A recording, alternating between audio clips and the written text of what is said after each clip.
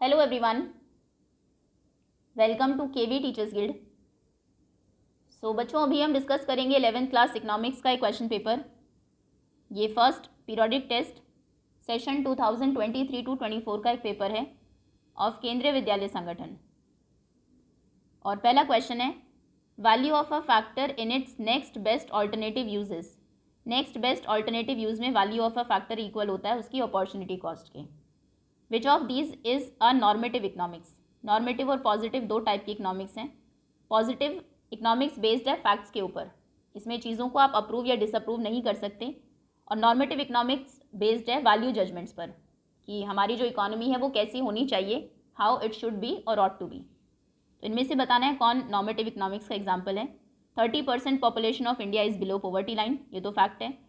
Increase in FDI has increased GDP of India, government increased repo rate to check inflation, equal distribution of income in India will solve the problem of poverty. D option correct है। Which of the following can be referred to as point of satiety? Point of satiety तब होता है जब marginal utility zero हो, यानी कि जब TU का जो कर्व हो वो पीक पर होता है when TU is maximum. So point of satiety कब आएगा? Negative when MU is zero. Next is the equation of budget line is. Budget line की इक्वेशन है money income of the consumer equal to, अगर हम दो goods की बात करें, price of X into quantity of X plus price of Y into quantity of Y. So अच्छा, इसमें क्वान्टिटी को एक्स लिया है, P x P1 X1 P2 X2 equal हो जब एम के। A option is correct. A consumer prefers to buy more of Y as compared to X. एक person Y good को खरीदना ज़्यादा प्रेफर करता है एक्स के कंपैरिजन में। ये कब होता है? जब जो मार्जिनल यूटिलिटी है वाई की वो ज़्यादा हो एक्स के कंपैरिजन में। सो एक्स के MU और प्राइस को कंपेयर नहीं करना है, तो इक्विलिब्रियम की सिचुएशन हो गई। When MU y by P Y is greater than MU x by P X. C option is correct. Next is an indifference curve is. Indifference curve क्या होता है? ये कॉन्वेक्स होता है टू द ऑरिजिन। पहला ही ऑप्शन करेक्ट है। Next is consumer equilibrium throughout the indifference curve analysis is based on. Indifference curve analysis में हम दो गुड्स को लेते हैं, अगर लिमिटेड इनकम है, दो गुड्स पर्सन को परचेज करनी है, तो मैक्सिमम सेटिस्फैक्शन उसको किन किन पॉइंट्स पर मिलता है, और ये सेम रहता है पूरे इंडिफरेंस कर्व पर। मतलब पूरे इंडिफरेंस कर्व के ऊपर किसी भी पॉइंट पर जो कंज्यूमर है वो इंडिफरेंट है।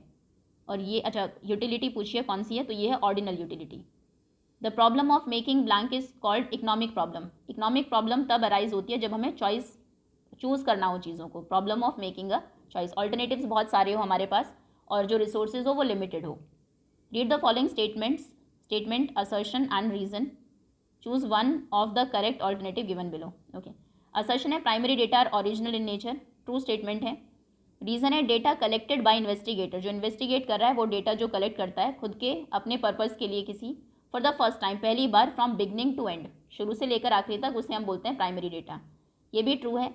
असर्शन और रीज़न दोनों ही ट्रू है और आर करेक्टली एक्सप्लेन भी करता है ए को। Next is data collected from the Hindu is. The Hindu से जो डेटा आप कलेक्ट करेंगे वो सेकेंडरी डेटा होगा।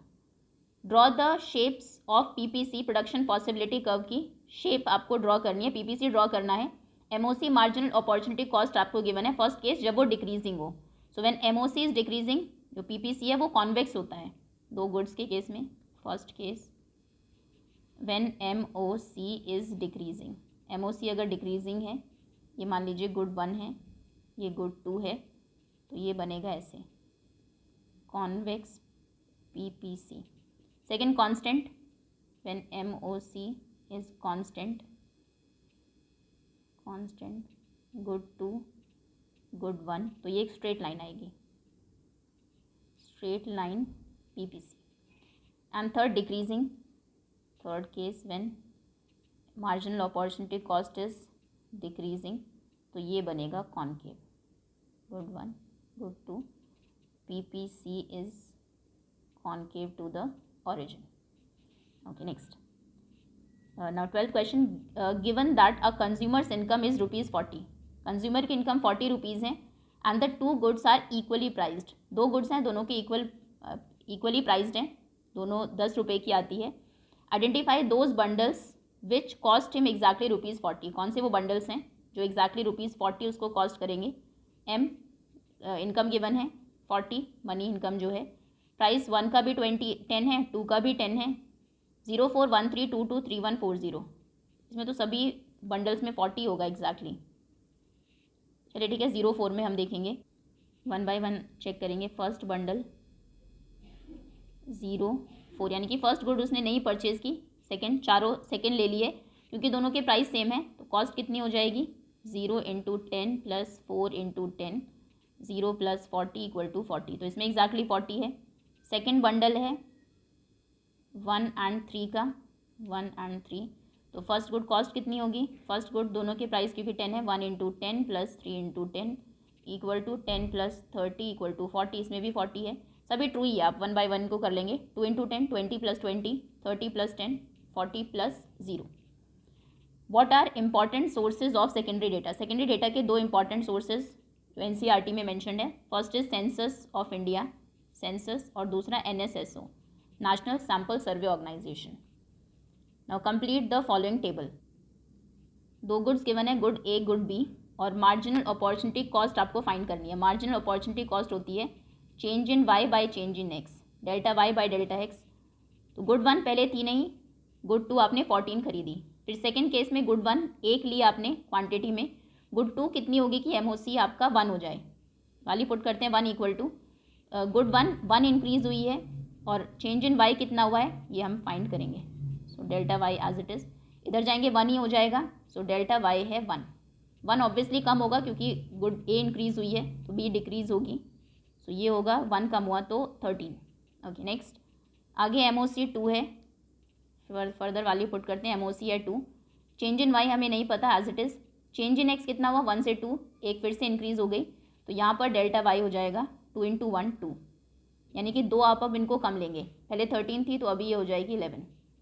आगे आते हैं, नेक्स्ट है MOC 3, so 3 = change in Y, फिर से फाइंड करना है, चेंज इन एक्स कितना है 2 से 3 हो गई, फिर से एक, सो चेंज इन वाई हो जाएगा 3।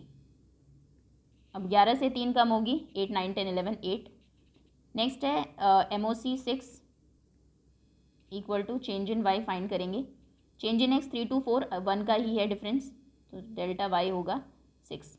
8 था क्योंकि ये इंक्रीज़ हुई है गुड ए, तो बी ऑब्वियसली कम होगी, दोनों को हम, दोनों की जो क्वांटिटी है उसमें हम इंक्रीज़, दोनों को इंक्रीज़ हम नहीं कर सकते क्योंकि हमारे पास जो इनकम है वो लिमिटेड है। एक गुड को अगर आप ज़्यादा खरीदते हैं तो फिर दूसरे को कम करना पड़ेगा, तो 6 कम करनी है 8 से, तो ये हो जाएगी 2। ये टेबल आपने कंप्लीट कर दी।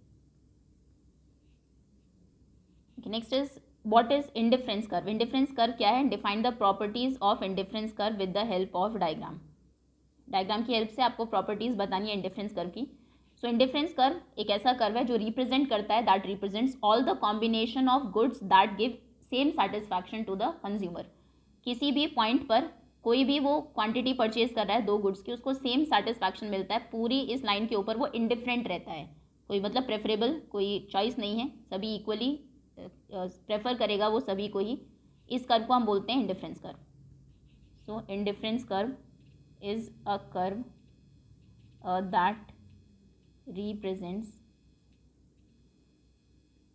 all the combinations of goods that give the same satisfaction to the consumer, and since all the combinations give same amount of satisfaction, the consumer prefer them equally and hence the name is indifference curve। और उसके बाद diagram draw करना था, एक indifference curve, second third. ये increase तब होगा जब ऑब्वियसली इनकम इंक्रीज हो रही है, शिफ्ट उसमें तब होता है। ये मान लीजिए गुड 1 है, ये गुड 2 है, ये ओरिजिन है, ये आईसी है, ये इसको हम इंडिफरेंस मैप बोलते हैं, बहुत सारे इंडिफरेंस कर्व्स को जब हम शो करते हैं। अभी लिखने हैं इनकी प्रॉपर्टीज़। सो प्रॉपर्टीज सबसे पहले तो ये कभी भी एक दूसरे को क्रॉस नहीं करते, indifference curves can never cross. Okay, हमेशा डाउनवर्ड स्लोपिंग होते हैं।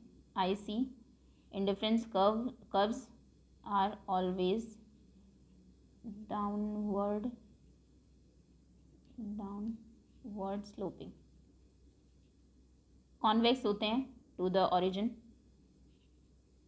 Convex to the origin. Okay. Next is determine the consumer's equilibrium with the help of utility analysis in case of single or two commodities. Single या to, single को करते हैं easy है. Single commodity की case में आपको utility analysis की help से कंज्यूमर इक्विलिब्रियम को डिटरमाइन करना है. सो कंज्यूमर इक्विलिब्रियम तब होता है जब MU मार्जिनल यूटिलिटी जो आपको मिली है एक गुड से MUX इक्वल हो जाए प्राइस ऑफ X के. जब आप फर्स्ट कमोडिटी कंज्यूम करते हैं, मान लीजिए आपको भूख लगी है, कोई चीज़ आपने खाई, एक रोटी आपने खाई, फर्स्ट से जो सेटिस्फैक्शन आपको मिलेगा वो सबसे मैक्सिमम होगा, सेकंड से थोड़ा कम होगा, थर्ड से कम. एक टाइम ऐसा आएगा कि वो ज़ीरो हो जाएगा. नेक्स्ट जब आप खाते हैं तो पेट क्योंकि भर गया, सेटिस्फैक्शन सेम है. और कभी कभी MU नेगेटिव भी हो जाता है. तो MU मान लीजिए गुड्स यूनिट्स यहाँ पर लेते हैं. डायग्राम की हेल्प से भी आप कर सकते हैं, टेबल की हेल्प से भी कर सकते हैं. प्राइस लेकिन सभी के इक्वल है. हर एक चपाती का प्राइस मान लीजिए 10 रुपीज़ ही है. तो फर्स्ट आपने खाई, आपको 20 यूनिट का सेटिस्फैक्शन मिला. सेकेंड खाने पर सिर्फ 16, थर्ड खाने पर मान लीजिए 10 का, फोर्थ पर अभी 4 का हो गया लेकिन प्राइस उसका 10 है. फिफ्थ खाने पर 0, कोई सेटिस्फैक्शन नहीं, प्राइस अभी भी उसका 10 है. सिक्स्थ आपने खाई तो अभी नेगेटिव हो गया, -4, यहाँ पर सेटिस्फैक्शन है. ओवर ईटिंग, बेमन से आप खा रहे हैं और यहाँ पर भी प्राइस 10 है. तो इसमें इक्विलिब्रियम सेट होगा यहाँ पर जब जितनी उसकी यूटिलिटी, जितना प्राइस आप पे कर रहे हैं उतनी ही एक तरीके से वैल्यू है उसकी आपके लिए.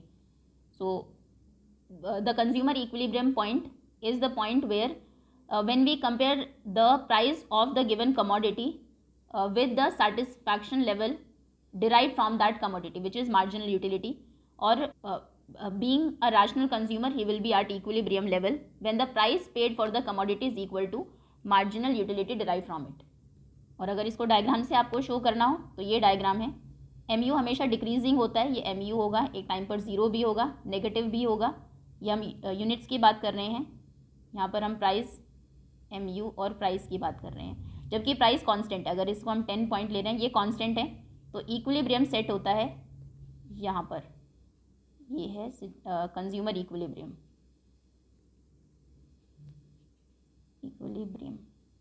When MUX equal to P of X. So in case of single commodity, the consumer attain an equilibrium position when the marginal utility of a good in terms of money gets equivalent to the price of that good. Okay, next. Now next is read the following news article and answer the following questions on the basis of same. एक news article given है. The Index of Industrial Production IIP is an index that shows the growth rates in different industry group of an economy in a stipulated period of time. The IIP index is computed and published by Central Statistical Organization CSO on a monthly basis. Index of Industrial Production IIP is an index which help us understand the growth of various sectors in the Indian economy such as mining, electricity and manufacturing. The base year of the index is given a value of 100. The current base year of IIP series in India is 2011 to 12. So if the current IIP reads 180, it means that it has been 80% industrial growth compared to the base year 2011 and 12. Okay. First is blank index is computed and published by Central Statistical Organization. So Central Statistical Organization publish करता है, compute करता है index of industrial production को, industrial production index. Next is change in index value of industrial production from 100 in the base year to 80 in current year implies 100 to 80 अगर हो गया तो मतलब 80% rise हुआ है in industrial production. Industrial production index is a blank index. Industrial production index is a quality quantity shows the growth rate stipulated period of time. IIP index computed and published. अच्छा ठीक है, वैसे भी quantity का है क्योंकि हम 100 लेके कंप्यूट करते हैं परसेंट में और ये सब, सो क्वांटिटी इंडेक्स है. Choose the correct answer. Statement 1, statistics are aggregate of facts. A single observation is not statistics. एक सिंगल आपने चीज़ ऑब्जर्व करी उसको आप स्टैट्स नहीं बोल सकते, बहुत सारी चीज़ें होंगी आपके पास कंपेयर करने के लिए, वो एक तरीके से स्टैटिस्टिक्स है. सेकेंड स्टेटमेंट कहती है index of industrial production is an index जो कि ग्रोथ को शो करता है ग्रोथ रेट को शो करता है in different industry groups of an economy in a stipulated period of time. तो दोनों ही स्टेटमेंट्स करेक्ट हैं, ये तो गिवन ही है हमें।